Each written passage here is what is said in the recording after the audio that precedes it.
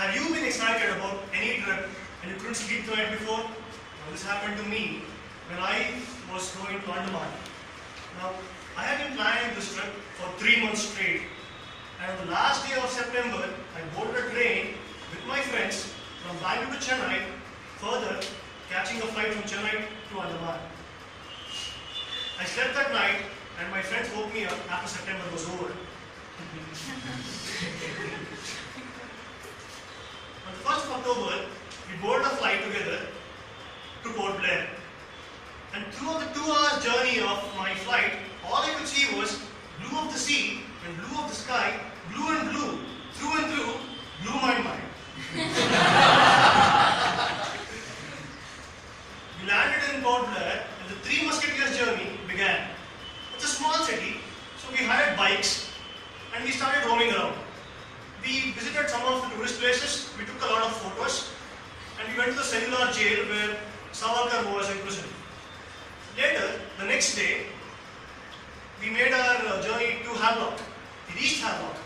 Havelock Toastmasters is an island which is a paradise for scuba enthusiasts.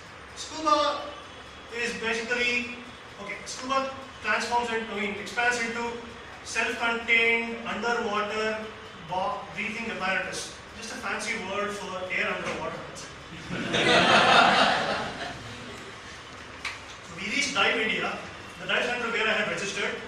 We checked in, and we had a standard instructor helping us to figure out how to use a face mask, a breathing apparatus, a snorkel, some flippers, those dopey looking things which make you move easily in water, those are the ones.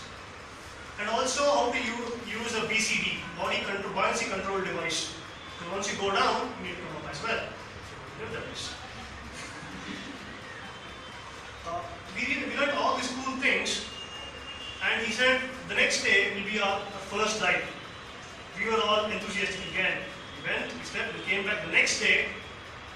Our instructor came. Our instructor was coming here, and I turned to my instructor, and her name was Melissa. She was pretty awesome.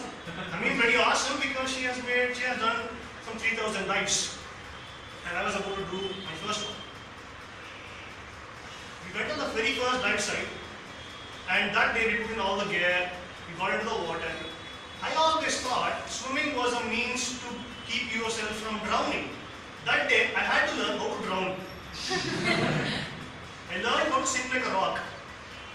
But while going down, if this was a surface, if I was going down, there was the entire sea world, it's just showing up. And I was like, wow, this is so awesome.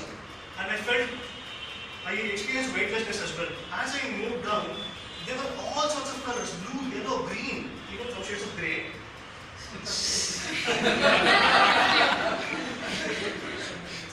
The best part was all of them were coexisting in so much harmony. It was brilliant. It was, the word of the day, ineffable. We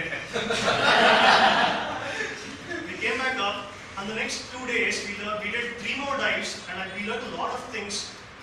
More importantly, to save ourselves and save our co-divers as well, because scuba Toastmasters is a buddy sport. Usually a pair does it, so that if there's a problem with one's equipment, at least the other one can help them to survive underwater. The penultimate dive was called MV Mars. MV Mars is the name of a ship. It was a huge ship, cut right in half when it sunk. Now, the best part was it had all sorts of fishes living in, schools of fishes living in on both the sides. But we were not allowed to go because we were just newbies, and only people who have red diving license are supposed to do this. Now that day the water was muddy. The visibility was barely 5 meters. We were doing some navigation skills test, and me and my buddy, we chucked our instructor. We went through the crevasse in between. It was brilliant. There were different types of schools of fishes over here, and different ones on this side as well. We both are going like this, right? And we are constantly trying to touch the other guy's shoulder, like, look, this one. And he's doing the same thing to me as well. The best part was we were guests in their home. We were passing by saying hi, hello, namaste. It was brilliant. After that though, we were gearing up for the main event. The main dive the previous dive was about 50 feet deep. The next dive would be our deepest, 60 feet deep. Now, the name of the place was called The Wall, and it did live up to its expectations, I must say. The wall basically is a crescent-shaped formation where all the corals are there. Now, on the one side, it is very steep, all the way it goes down to 180 feet. On the other side, it is stepped. One step about 6 feet deep, and different kinds of corals. You were Nemo also there.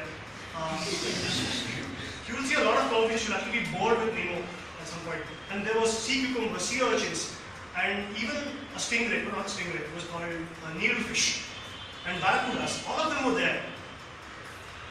The best thing was that the sea was telling me to bask in the glory of its magnificence, and I just obliged. And after spending 45 minutes underwater, I was so full. I just wanted to go even deeper. Our dive computer said 60 feet reached, but we were like, okay, the instructor may not be seeing it, let's go deeper. But this time the instructor caught us. She was like, let's go up.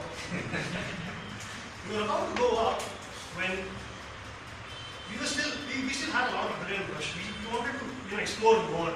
And I think Mother Ocean heard our plea, because she sent a barrage of currents coming our way, and we had to swim hard and swim fast, not to make progress, just to keep us in the same position and not be swept away by the currents. So we were ascending then, and we just ducked down behind the wall, taking our refuge against the currents.